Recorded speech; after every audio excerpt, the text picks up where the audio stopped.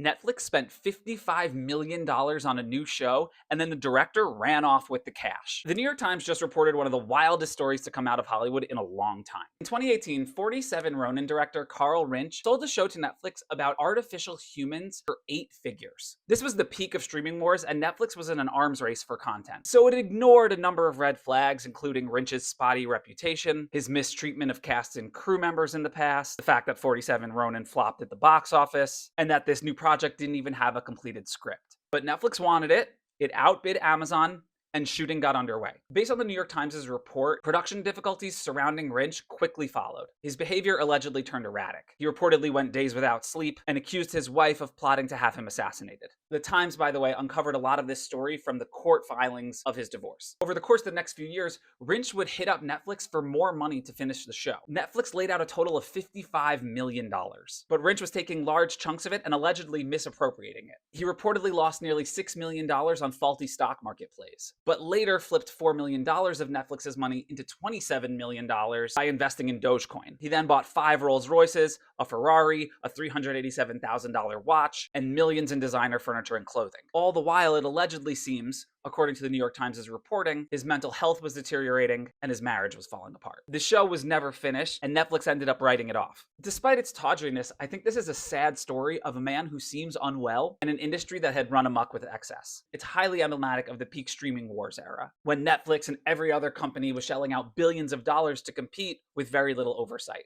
That period has passed as these companies had realized there's no road to profitability that way. And if you're a Netflix subscriber and you're mad about this, I think you have every right to be. Learning it can just blow $55 million on nothing, but cancel beloved shows like Shadow and Bone, The OA, Sense8, just doesn't seem right. The kicker in all this is Rinch is now demanding more money from Netflix. He wants $14 million more from the company, saying it breached his contract. The case is currently in front of an arbitrator.